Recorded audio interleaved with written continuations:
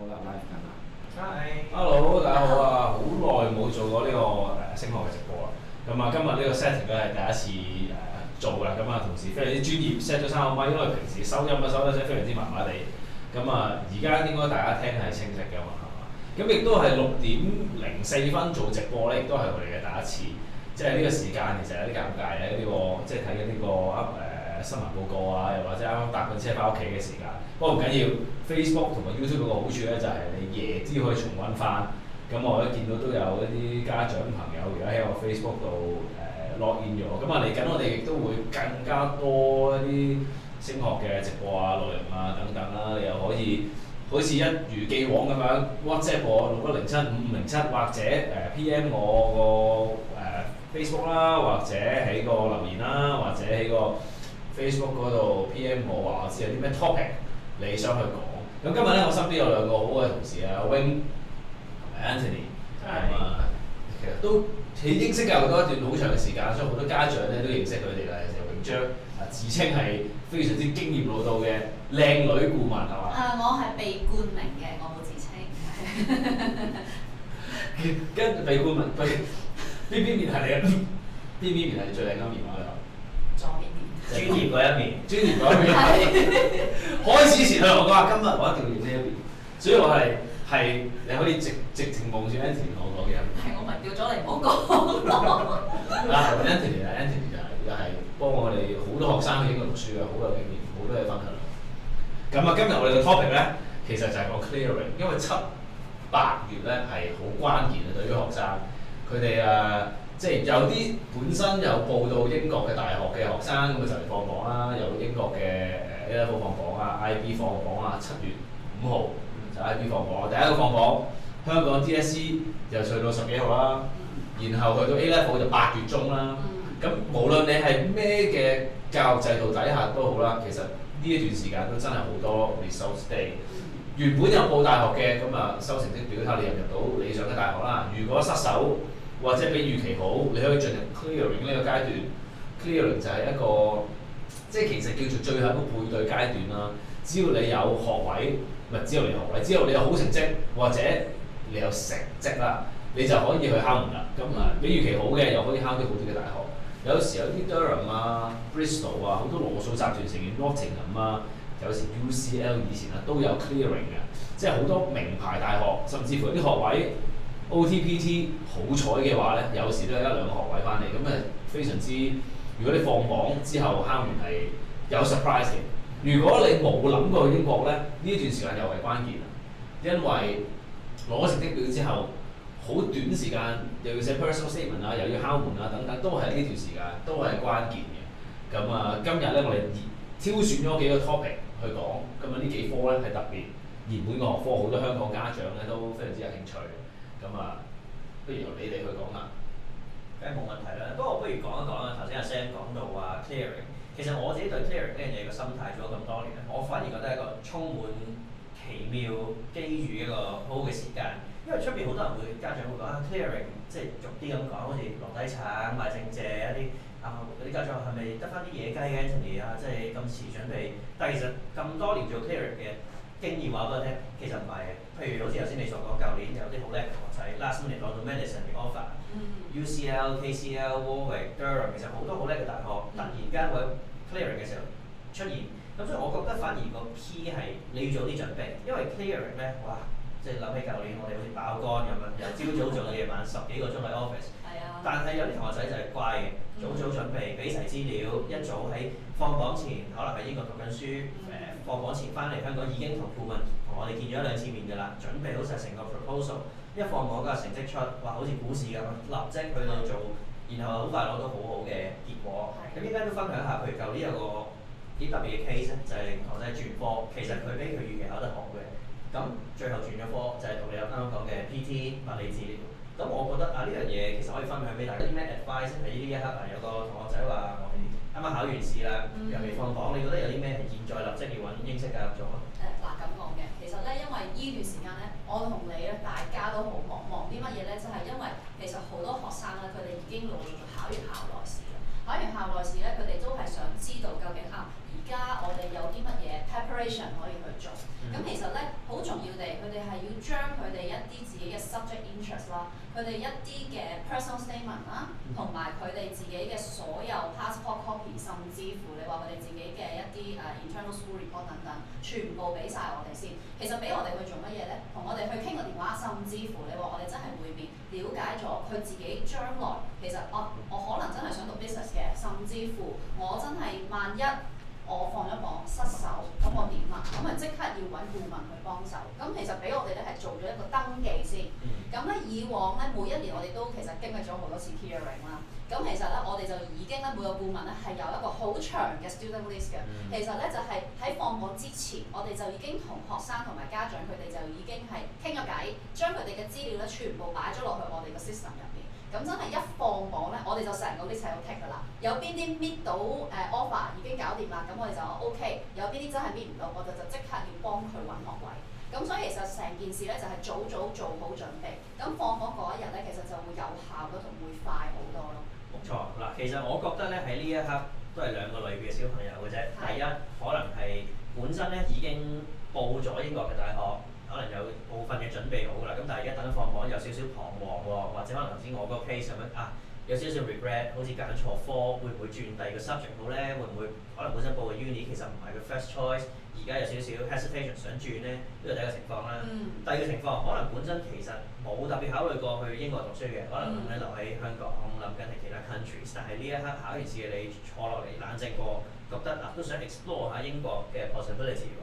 咁呢兩類嘅同學仔，你會有啲咩 advice 咧？即係喺呢一刻等緊放榜嘅期間，你覺得做啲咩最好咧？嗱，其實講真都係揾我哋去傾咗先嘅。咁同埋如果佢哋有一啲moment， 即係譬如假設我真係未必想讀翻我原本呢一科喎，我真係想轉科喎，咁你咪要做資料搜集咯。你亦都要知道，如果我真係要轉嗰科嘅，我 personal statement 要寫過啦。究竟有邊一啲大學其實嗰一科係仲有位啦？好多樣嘢雖然你自己可以 check 到，但係我哋會比較有經驗啲，所以其實好快已經俾到個 suggestion 佢哋咯。好嗱，咁我而家對鏡頭前嘅家長同學仔發問啦，永姐，我咧而家小朋友考完試，但係佢完全未開 UCAS 喎，會唔會太遲啊？報大學我有冇啲咩可以而家準備定先咧？你哋英式有啲咩服務提供到咧？嗱，首先有一樣嘢，如果你係完全冇 UCAS 嘅話咧，我哋就一定要 advise 你要開咗個 UCAS account，要有咗個 UCAS ID 先。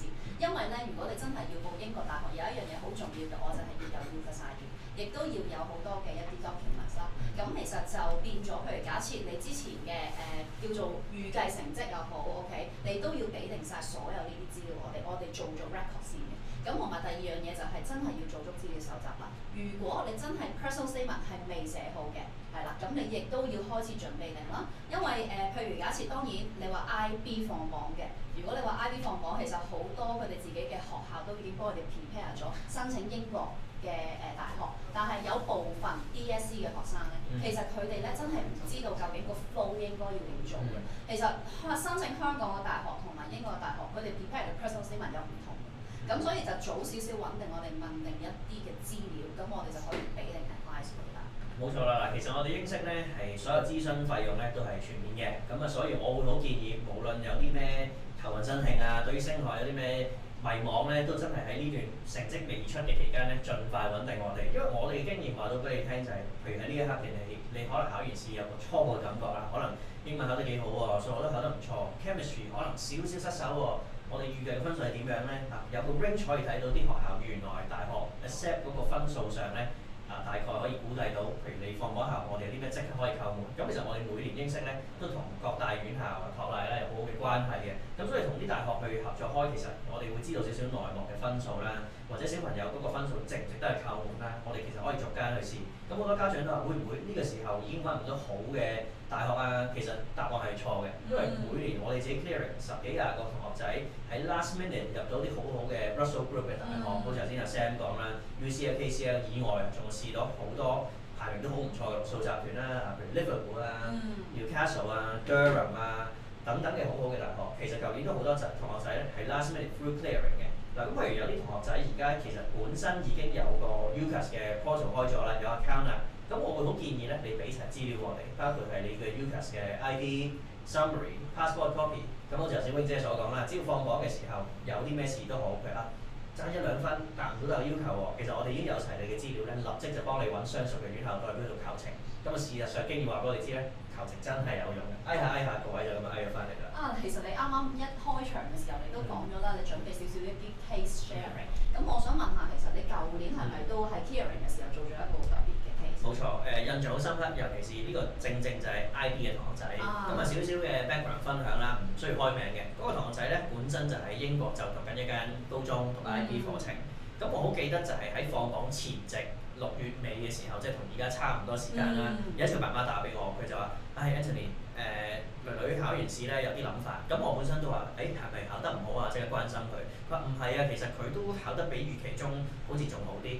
但係咧佢有少少唔開心嘅就係佢覺得報大嘅時候做錯決定。咁嗰位同學仔一開始佢係報 psychology 心理學。好啦，咁然後佢考完試，佢可能個人靜咗落嚟，即係思考，同老師、同同學、同家人都傾過咧，佢覺得做錯咗決定啊！原來佢啲單冇真係咁想讀 psychology。咁所以喺當日夜晚同家長傾完之後，我哋開咗個 Zoom，咁啊 include 埋爸爸媽媽、女同埋我4個一齊傾啦。咁好記得就係女佢有少少，即係佢好彷徨啊！佢覺得一直以嚟付出好多努力，personal statement，努力讀書，佢有為自己將來打算，亦都唔係話淨係追逐排名，因為嗰時媽媽就鬧佢啦，佢都講哇，你本身又報 UCL 又報 KCL，你而家轉科冇咗啲好好嘅選擇，但係女好堅定咁樣同佢父母講係，但係科目佢揀咗，佢係希望 support 到自己將來嘅 career。好啦，咁 long story short 就係嗰晚傾完之後，佢哋父母屋企仲係開咗會啦，between family。第二日佢再打咗電話俾我，佢話 OK， 我哋傾好啦，父母都 support 小朋友，即係希望佢開心同埋做到佢想做嘅嘢。咁當然就係因為佢轉科咧，其實係需要少少一啲 extra work 嘅。咁所以女嗰日亦都好乖，就係佢自己就即刻 WhatsApp 問咗我好多嘢，有啲咩文件要準備。另外最緊要就係個 personal statement 要重新寫過啦。咁好彩就係因為佢係一個好勤力，佢亦都好聽話嘅學生，佢自己就喺放榜前已經嗱準備晒所有嘢，亦都 consult 咗佢校老師，咁獲得咗好多方面嘅 opinion。好啦，咁作為英式嘅顧問，我哋點樣幫佢咧？就係首先就準備好一個 list。咁好似你頭先所講，因為佢交齊資料，有齊 UCAS 嘅 ID，有齊 passport copy。咁所以我已經預先同學仔咧就準備咗個 list 嘅大學，咁由高至低啦。咁因為佢好想讀物理治療。咁喺 clearing 嘅期間，我哋鎖定咗幾間好叻嘅大學。咁包括佢媽媽同女最心儀嘅2間咧，就係利物浦啦 Liverpool， 咁傳統型嘅 Russell Group 大學。另一間咧就叫做 St George's 喺位於倫敦嘅。係啦，咁其實成個過程，小朋友自己亦都做咗好多 research，甚至乎佢問咗一啲過往有考到呢2間大學嘅一啲朋友同師兄師姐，咁佢就自己寫咗個 table， 我同佢一齊睇。咁最後放榜出嚟嘅分數咧係好滿意嘅，即係比佢自己預期考得再高1分。係啦，考咗36乘37分咁樣啦。咁係啦，咁其實係 meet 到呢啲大學嘅要求嘅 clearing。咁所以第一個就亦都咁講就係絕對唔好誤會 clearing 淨係籮底橙或者係好似失手好唔開心滑鐵盧。其實呢個同學仔成個過程就係佢經歷咗一個好好嘅 thinking process， 佢自己有個 critical thinking， 我哋成日講佢自己諗咗個 rationale， 佢覺得係好嘅，佢父母 support 佢。好啦，放榜後咁有啲咩好關鍵要做咧？就係成績一出，我哋即刻同各大嘅大學院校去到聯繫啦。然後亦都好快喺第2日，其實係24小時都冇啊，就已經即刻安排面試。咁2間大學立即就同佢做一個 interview。咁亦都俾翻少少 credit 同學仔啦，佢真係好乖嘅，因為我都係同佢講嗱，你呢個科咧同你本身個心理學係唔同嘅喎，需要面試。咁所以佢喺放榜之前咧，就係我哋都有建議佢做少少資料搜集，做少少準備。咁你諗下其他同學仔可能1年前已經做緊啲 interview prep， 佢用咗係個幾星期就已經做好呢件事啦。咁我覺得佢好好嘅。咁佢好彩地，我聽落去就真係喺放榜之前個幾星期已經揾咗你。係啦，因為我哋就有足夠嘅時間可以同家長嗱，呢度咧有10間8間大學你可以睇，排名最高嘅係呢2間。如果稍為 touch wood 失手嘅呢2間係 backup，甚至乎有需要可以幫女報埋 foundation program。其實幾手準備，所以放榜嘅時候，我成日即係相熟嘅家長，你會聽我講好多次，我哋唔要有驚喜嘅，要有啲意料之外嘅事情，因為考到預期好嘅分數，考到預期分數，考到預期更加好同預期更加差，其實我哋已經打好晒底，掛咗嘅 plan A、plan B、plan C。咁所以嗰日放榜之後 ，OK。考得比預期好，我哋即刻執行 plan A， 報最叻嗰2間，咁最後就 Liverpool interview 成功，St George's 成功，咁最後亦都俾翻個掌聲女，就係佢自己揀咗St George's。個原因咧就係佢自己做 research， 同埋我哋都有同佢去 compare 2間大學啦，包括位置啊、學費啊、教學嘅模式啦。咁譬如最後同學仔佢揀St George's咧，就因為學校咧其實隔離就係自己有醫院㗎啦。咁相比起你話係咪 Russell Group 一定好啲啊？咁父母就聽翻小朋友自己個意願，亦都尊重佢，就係佢想多啲實習機會。隔離就係好多已經註冊嘅醫生、nurse、physiotherapist，所以佢小朋友基本上如果喺嗰度上堂讀書咧，耳濡目染，身邊基本上都係接觸緊一啲專業醫護人士。咁呢個亦都係佢女嘅願望。係啦，今年話咁快又1年啦，咁啊同學仔應該已經讀咗1年，好開心、好充實嘅1年嘅 physiotherapy program 咁啦。咁真係一個好好嘅 case sharing。係啊，咁我覺得成件事俾我最大嘅一個feedback 或者一個好開心嘅分享咧，就係、其實最緊要就係你有足夠時間嚟揾我哋。因為試想一下，如果佢唔係一早講，佢放榜嗰日先講，就好頭先所講嘅情況，有機會有個 panic 嘅情況，可能比預期考得差，或者比預期考得好到，佢唔知點樣 react 啊，因為小朋友嚟嘅啫嘛，17、8歲，放榜嘅時候嗰刻其實太多資訊啦，究竟應該係揀邊間大學咧，或者本身收佢嗰間大學會唔會唔要個 offer 轉科，毅然行咗一個90度轉彎，會唔會係一個 wrong decision 啊？父母會唔會鬧佢啊？佢會唔會害咗自己前途？但係佢因為好早揾我哋，大家所有嘢攤晒出嚟分析，咁所以我覺得係一個好 fruitful 嘅 case。所以其實早啲嘅 preparation 咧真係好重要。即係我啱啱聽你講呢一個 case sharing 啦，都令到我其實諗翻起舊年我都有個 case。即係點解咧？就係嗱。其實咁嘅，我係好早咧，每個放榜日之前咧，我都已經係 touch up 晒我所有 existing 嘅學生，叫佢哋俾晒所有需要嘅資料俾我哋。咁咧，其實我自己有個 student list by 科目，每個都寫低晒嘅。咁啊，呢個 case 雖然唔係 IB 放榜，咁其實佢係 A level 嘅。咁但係咧，我好印象深刻，同埋我好記得，因為咧嗱，我自己做咗 clearing 好多年啦。其實講真，喺 clearing 你要 clear 到 medicine 嘅 offer 咧，係非常之難嘅。咁但係咧喺舊年嘅 clearing 嘅 experience 咧，我係成功幫到一個學生 clear 到佢medicine 嘅 offer。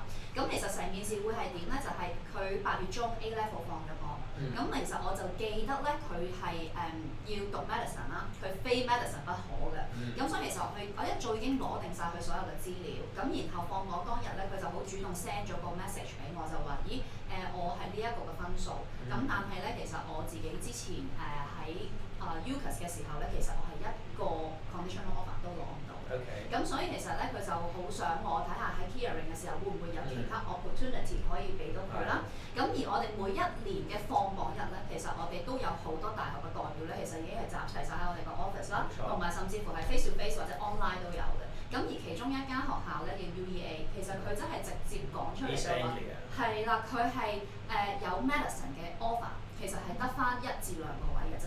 問我哋有冇一啲嘅學生咧，其實係可以 send 到俾佢哋做 interview。咁我就即刻喺個 pool 入面咧揾翻我呢個學生 A 出嚟啦，係啦。好彩佢一早同咗你講，冇錯啦，有呢個詳盡嘅規劃啦，因為真係嗰1、2個位全世界爭㗎嘛。係啦，咁佢 UK 嘅分數咧一早已經俾晒我，personal statement 一早俾晒我。咁係當日佢出咗個 A level result 即刻 send 埋俾我。咁我就成個 email 咁一次過 drop 翻俾學校佢哋嗰邊啦。其實佢哋喺當日2個鐘之後已經即刻 send 翻個電郵咧，話翻俾我聽，我哋其實會接受呢一個學生嘅申請。咁我哋就要佢即刻做幾個 assessment。我哋係要叫佢寫翻一個叫做50字嘅 working experience 啦，which is 其實呢個學生之前已經有㗎啦。第二就係要 arrange 一個45分鐘嘅 interview，入面會涵蓋啲乜嘢嘅 questions 咧，佢亦都喺個電郵入面打得好清楚。其實成件事咧係會邊1日之內已經要做㗎啦。咁其實個學生就即刻做晒所有呢啲咁嘅 action 啦。佢最撈尾幾時可以攞到個 final offer 咧？2日之後。哇！咁好犀利喎，其實即係由放榜去到成功入讀醫學院，經過 wing 姐妙手仁心之後，2日就搞掂咗攞到 offer 啦。係啊，非常之犀利，果然經驗老道。多謝。咁我想問下啦，即係據你嘅經驗所講啦，譬如呢個準備好充足嘅同學仔，佢事先因為同咗你講話佢想讀啲咩科，咁其實你覺得係咪好緊要？因為呢樣嘢放榜後好緊要。係咯，譬如你有冇分享下你見過啲同學仔放榜後先last minute 去做，有冇啲壞處啊？或者個情緒會唔會好緊張、好唔開心咁咧？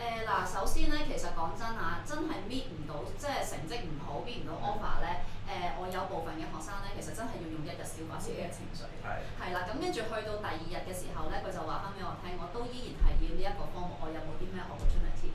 咁但係個重點就係我有少少建議啦。其實如果你假設譬如我真係要去，我啱啱個學生，我係真係要 medicine 嘅。咁其實佢都講到明㗎啦。如果我今年冇任何 medicine 嘅 offer，我寧願 take 1年嘅2日。係啦，咁佢起碼知道自己嘅目標係好明確，然後我喺 clearing 應該要幫佢做啲乜嘢。咁我亦都有部分嘅學生咧，就係話可能我嚟緊要好似你學生咁啦。如果我真係本身係 psychology，但係其實我PT 或者係 occupational therapy 我都 OK 嘅喎。咁你可唔可以幫我喺 clearing 嘅時候都留意住呢一啲嘅科目有冇一啲學位會出嚟啊，或者係 top uni 啊？咁呢啲我哋亦都會係提早寫翻晒落去呢個學生嘅嗰個 record 入面。咁我就知道 clearing 嘅時候我應該要點樣去幫佢做啦。咁所以其實提早嘅 preparation 同埋提早嘅 discussion 係非常之重要。其實講開咧，頭先我哋講咗兩個情況，咁都係即係準備得好啦，同埋個同學仔都考得係幾唔錯，即係譬如你個同學仔都 at least 達到醫學院入學嘅門檻啦。咁我就想分享另一樣嘢，我大膽喺度預測啊，我覺得咧今年嘅放榜咧係會好多 miracle 發生嘅。點解用 miracle 呢個字咧？因為大學收生個分數大家知㗎啦，即係呢啲唔係秘密，你知我知。大學官網都有寫出，同學仔家長一樣知。我想 predict 一樣嘢，唔知準唔準確，可以事後攞翻條片一齊。錯嘅歡迎你退爆我。我係覺得係今年呢啲大學係會有少少降 grade 嘅跡象。係點解會咁樣諗咧？嗱，我覺得因為而家可能大家知道經濟冇之前咁好啊嘛，大學都會希望收生，咁呢個都大家都共同知道嘅一個訊息嚟嘅。咁而且就係因為學生人數啊，睇嗰啲數據咧，可能比起過往幾年係跌咗少少嘅。咁所以我有覺得咧係話嗰個情況係放榜後咧，啲大學可能會稍微降少少 grade。咩意思咧？譬如我舉個例啊，我當物理治療咁樣，可能頭先我哋講一啲比較 decent 就係要求比較高嘅大學，可能 IB round 啊，可能34、35分 ，A level 就可能要3個 A 或者兩 A 1 B 咁啦。但我嘅 prediction 係今年可能會降1、2分，即係本身可能 AAB 咧會轉 ABB。34分可能會變咗32、33咁樣嘅，係啦，咁所以我覺得咧呢個就係好想分享呢樣嘢俾大家聽。若果你嘅仔仔女女同你講話媽咪大鑊啦，考完可能有一科失咗手，好深，有啲冇教或者時間唔夠，咩都好，唔好灰心住，因為其實咧呢個時候就係我哋要未雨綢繆去準備好。其實分分鐘咧我哋可以幫到你去扣到一個好好嘅 opportunity 翻嚟嘅。係啦，咁佢舊年其實有個別嘅例子都係咁嘅，就係可能佢個分數爭啲，即係本身字面上個 entry requirement 唔得，但係有1、2個 case 可能我哋同大學嘅代表收生官咧去到交涉啦，咁亦都要攞翻小朋友一啲過往嘅 cert 啊、GCSE 啊各樣嘢，其實最後會扣到嘅。咁我大膽估計今年有呢個情況會發生，係啦，咁所以如果你話你小朋友其實心裏邊有團火嘅，好想讀物理治療，好想讀藥劑，呢啲科目咧，其實如果你話分數上唔緊要。你即管揾咗我哋先，我哋總會有辦法幫到你。係嘅，咁針對你講嗰樣嘢啦，咁其實我都可能補充翻少少啦。咁希望你啱啱講嘅 trend 係啱㗎啦，我都好想幫啲學生真係今年可以 clear 到一啲再好啲嘅 offer。咁其實舊年咧，我哋都有幫唔少嘅學生咧係 last minute clear 到 UCL 同 Durham 嘅 offer。咁其實咧呢一樣嘢咧都係比較再同前幾年比較咧，係真係都係一個奇蹟嚟嘅。咁希望今年呢個奇蹟可以繼續延續落去咯。係咯，嗱，譬如我哋講翻啲過往嘅往績啦，我哋啲威水士攞到啲咩名校UCL、KCL、Warwick、Durham、Bath、Bristol、York 咁不乏一啲好出名嘅 Russell Group 嘅大學。咁所以其實有心唔怕遲嘅，即係只要你小朋友同你講媽咪，其實我都想試下英國一啲好好嘅大學，你即刻嚟揾我哋。其實我哋可以俾到個信心你，就係點樣準備好。只要你佔到個先機喺放榜之前做好晒所有嘢咧，基本上都唔使擔心嘅。咁我有一樣嘢想 share 啦，咁或者我問下你啊，你知唔知道今年 IB 邊一日放榜咧？咁梗係知啦，7月5號，所以亦都要咁幫大家賣個廣告咧，就係其實每年放榜前我哋都有大量嘅升學活動，大家現場 support 同學仔嘅。7月5號咧，我哋英式教育有一個叫做高中生大學英國嘅升學展覽。好啦，咁所以其實到時候咧，歡迎各位家長上嚟，你小朋友考得好好，上嚟傾下偈，又戥你好開心。比預期考得失手少少，與其喺屋企喊唔開心，或者揾個 friend 出嚟傾訴，不如揾咗我哋傾訴先，起碼我哋即刻俾個 solution 你啊。溫姐，不如你講下咧，嗰日你會做啲咩？其實咁講嘅，我哋嗰一日咧就會有唔少嘅院校代表啦。咁其實我哋都可以即刻咧做到即場收生。咁而另外亦都有幾場講座嘅。咁其實就係講解翻，可能即係幫翻啲學生。如果我對英國升學，我係有啲疑問喎，或者我係揀科，甚至乎其實我就搣到 offer 啦。OK， 都可以上嚟聽一聽，因為其實出發之前都有好多嘅準備你係要做嘅。咁我哋基本上有成5場嘅 seminar，咁其實都有唔同嘅 topic。如果你哋真係有興趣，想知道同埋想登記嘅，揾翻我同 Anthony， 咁我哋就會將呢一個 event 嘅資料咧直接 send 翻俾你，你可以登記翻。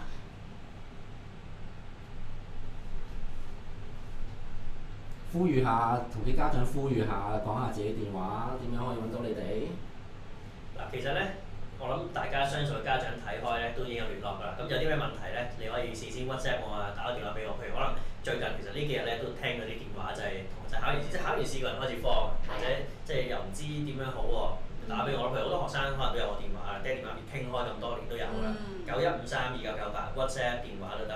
係啦，咁我嘅電話大家好多家長都知道啦，咁就921235570。咁有啲咩問題，或者其實你真係放我之前想登記落去我嘅 student list 嘅，咁你即刻 WhatsApp 我，咁我就可以同你去傾翻。Wing 姐寶典啊！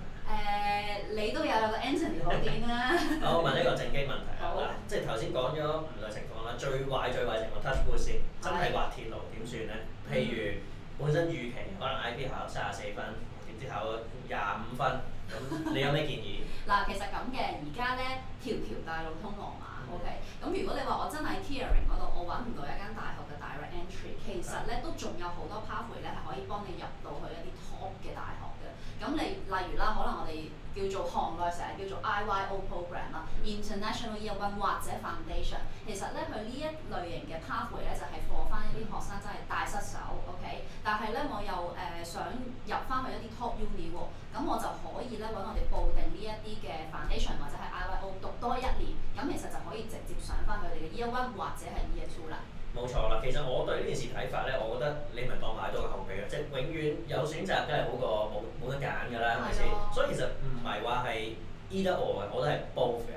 咁多數譬如我認識嘅家長同學仔，你哋一定聽我講嘅，做晒先，我哋又唔收你費用，其實一定係貪心啲，攞晒啲嘢先。嗱，譬如好典型嗰啲 case 咧，就係可能放榜真係有啲失預算，可能唔係2-3分嘅失手，真係幾分啊，好多分。咁嗰種情況下咧，譬如我哋會點樣幫個同學仔解決啲問題？首先 clearing 都會照做嘅，因為好似嗱，其實你永遠唔知嘅，可能嗰年大家會調整個分數，可能都會扣到一啲相對門檻低少少，但係大家讀到個科啦。咁但係與此同時，精打細算嘅爸爸媽媽們當然都係要揾性價比最高嘅事情嘅。咁有時會諗啦，有啲家長即係佢都會 PM 我，喂，咁究竟值唔值得咧？可能仔仔入咗呢間大學，但係好似唔係好出名喎，或者即係會唔會可以再望高一線㗎？啲小朋友即係佢有心做好啲，俾多次 second chance 嘅。咁其實頭先你講嘅 foundation、international year one 又係一個好好嘅 alternative。I would say backup， 因為其實好 depends on 小朋友心態。係啦，咁譬如 Clearing 可能揾到一間中游嘅大學，與此同時 Foundation 你會見到有啲好好嘅 Russell Group，例如有 Durham，例如有 Bristol，或者有個別情況有 International Year One 嘅大學，咁嗰一年個門檻咧就比正常 UCAS Year One 低少少。當然啦，佢有個代價嘅，有個條件就係你讀完第一年個成績都要達到本身人哋寫到好均真嘅，係55分、60、65，唔會唔呃你，你達到咁啊包你升翻上 Year Two。咁所以其實手頭上有好多選擇嘅時候咧。咁家長、同學仔、父母大家咪坐低傾咯。學校學費幾多錢？ranking 排第幾？之後嘅出路，譬如升翻上大一、升上大二，嗰個要求係幾多？咁大家一齊 evaluate 下。咁所以其實舊年有啲情況真係比預期失手、滑鐵盧嘅。其實如果本身做好呢個 planning 咧，都唔使擔心。咁其實過往好多你嘅學生、我學生都經歷過呢個唔係咁愉快嘅情況。我舊年有個學生啊，佢係要晒 call 㗎，佢好彩一早已經揾我申請定 IYO 嘅晒 call 啦，因為佢最嬲尾考出嚟嘅分數咧大失手。咁所以其實變咗咧，佢當日放咗榜之後，我曾經有嘗試幫佢揾喺 Clearing Uni Direct Application，真係 send 咗好多間咧都冇回音，而且佢真係爭太遠。咁然後當日咧，其實嗰個 rep 咧，即係 Foundation International Year One 個 rep 已經話俾我聽，呢一個 course 咧其實佢哋差唔多要 full 啦。咁所以其實去到最後，好彩佢申請一早報咗，攞定個 conditional offer，佢係會邊2日之內即刻俾埋個留位費先 pick up 最後嗰個 place。咁所以其實早前嘅一啲預備功夫非常之重要。咁計唔計分享下佢大概考啲咩分數？入咗邊間院校？佢係 DSE 嘅。咁其實佢最嬲尾好似係攞到332，係啦。你剛剛好嘅。係啦，剛剛好。咁所以其實去到最後就入咗 Exeter IYO。Okay，that's very nice。係啦，冇錯。咁其實我相信你個同學仔又會讀書，其實升翻 Year Two 都完全冇問題啦。Actually 應該出咗 result 嘅，如果佢冇特別同你講話唔得嘅話咧，咁應該都順利啦。都係嘅。最後畢業都係一條好漢啦，大家一樣，其實個資歷。你嗰幾年 experience 最後都一樣，都係大學畢業咁啊，又冇人特別會即係過問你係咪讀 IYO 㗎，係咪foundation 嘅，其實 no one really knows。同埋真係你報定呢一啲咧冇壞㗎，真係冇 extra cost，咁其實真係幫自己攞定 backup plan，係對自己有一個保障咯。咁所以其實變咗你早做晒呢啲 preparation 之後，你放榜你就會 smooth 過啦。同意嘅，我覺得其實或者咁講啦，即係。講多幾個唔同嘅方向俾家長又可以多啲 insight。其實有啲家長亦都好精打細算嘅，即係香港家長一定係要揾最好嘅俾小朋友。咁、所以有啲家長佢話啊，我可能 UCAS 本身報咗一個科目，Clearing 咧可能會想試第二啲科目，International Year One 又可以試第二啲科目。因為我諗大家睇開 ranking，你會知道嘅好多五花八門嘅排名，有可能綜合嘅英國排名、世界排名，甚至乎科排名。咁所以其實都冇所謂嘅，即係呢啲咪大家攞出嚟一齊研究下咯。譬如同學仔可能想讀 engineering 嘅，你會發現原來可能某啲大學咧即係整體排名好高，但 engineering 咧又 might not be the best。咁如果有啲家長佢話我特別心儀某間學校嘅，咁我哋會可以揾下嗰間係有冇譬如邊啲科容易啲入啊，你小朋友容易啲接到上去啊，咁呢啲就真係大家要擺啲時間去傾咯。咁我哋亦都有好嘅經驗可以話俾你聽㗎啦。其實唔同大學嘅無論係個收生嘅門檻啊，佢嘅強項啊，對於小朋友將來就業啊、做實習啊呢啲機會，咁其實都係咧，早少少去預備咧，其實就萬無一失嘅。冇錯。好，咁最後我問翻啲好基本嘅問題啦，可能有啲家長會有興趣嘅。Clearing 本身係一座先到先得嘅一個階段嚟㗎嘛，學位。咁如果我係 IB 學生，我係咪唔需要等到 JUPAS 先至去報？咁我會唔會優勢會好啲咧？因為譬如可能有啲家長同有啲小朋友佢話，我想睇埋 JUPAS 放榜，香港有冇學位先決定報唔報英國大學嘅 Clearing。咁樣會唔會佢將自己嘅優勢變咗做個劣勢咧？其實我覺得永遠都係鬥快。係啦，我一般俾家長嘅一個信心啦，就係你唔好理其他人。總之你越早去問咧，就越早準備。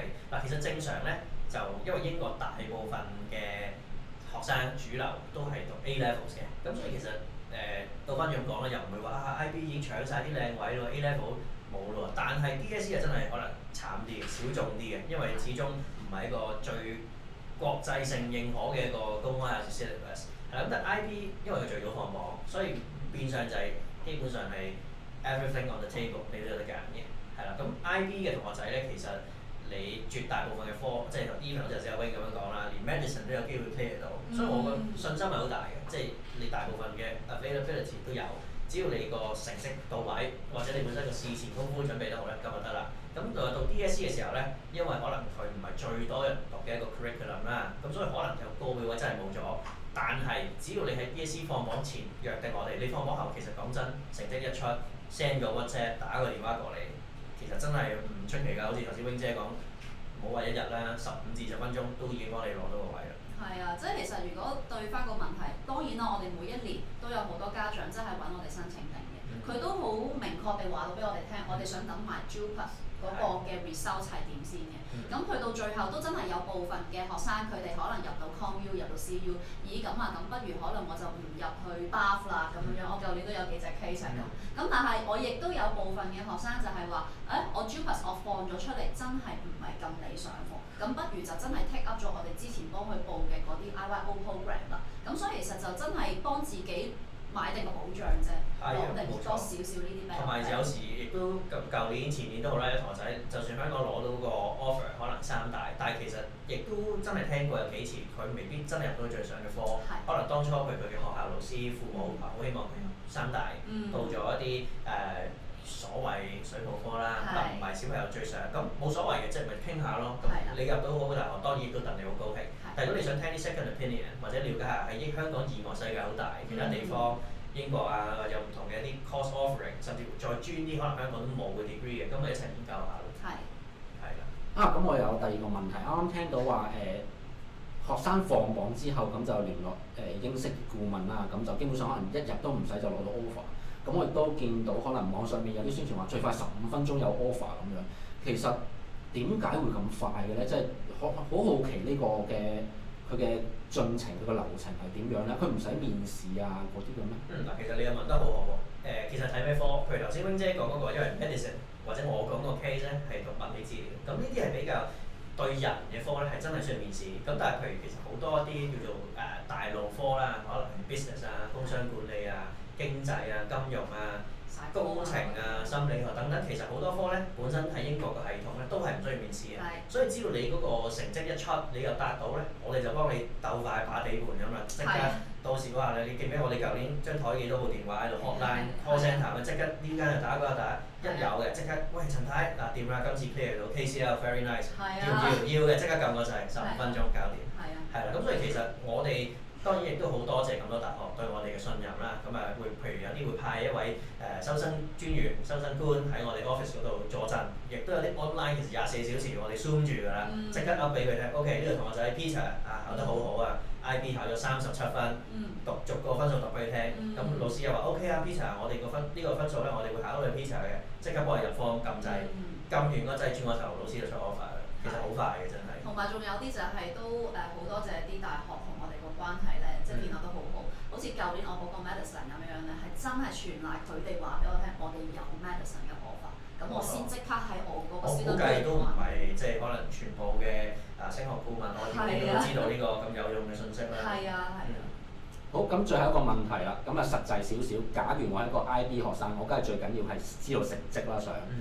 最近家長又好，學生又好，佢哋比較多查詢咩科，同埋好實際。如果 clearing 呢個階段，我大概咩 IB 成績可以入到啲咩科，大概入到啲咩大學，咁樣舉少少例子嚟聽下，咁等大家個心入邊有個底咁樣咧。咁講嘅，其實近期咧我自己比較多人去問或者查詢嘅科目咧，都係 computer science AI 係啦，甚至乎咧有另一個 trend 我見到係多人問嘅 psycho。係啦，咁基本上如果你話如果我真係 IB，我大概遇到啲咩分數，我可能喺 clearing 會揾到 uni direct application 咧。我相信如果你真係要入一啲 top uni 或者排名比較好嘅大學咧，你 at least 都一定要有34.5度或以上。咁但係若然如果你話我可能真係出咗嚟嗰個成績，我真係爭啲喎，甚至乎我可能真係已經去到26、27喎，咁亦都有唔少嘅 RO program， 甚至乎 foundation 係可以 for 你哋去申請咁樣。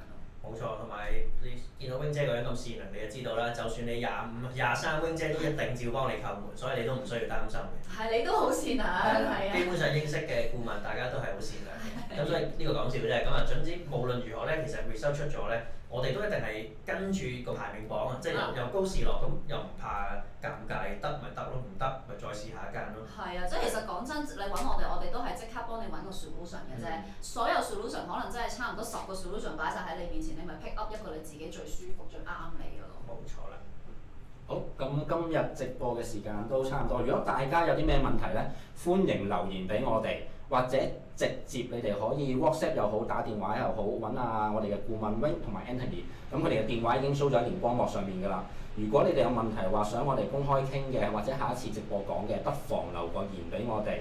咁我哋收集埋之後，可能就下次就用翻個主題嚟解答翻俾大家聽都得嘅。咁最後就宣傳多次啦。嚟緊咧，我哋就有個高中生同埋大學英國升學展嘅，咁就 focus 翻喺報英國大學個方面啦。咁如果大家有啲咩興趣或者見到啲咩主題題材，譬如我哋嘅講座咁樣咧，可以上翻嚟我哋英式教育官網入邊做個登記嘅，或者最簡單見到我哋畫面入邊最簡單嘅 WhatsApp 55003655，你 WhatsApp 我哋又好，打電話俾我哋都好，都可以幫你做到登記嘅。好，唔該晒大家，唔該晒兩位。拜拜。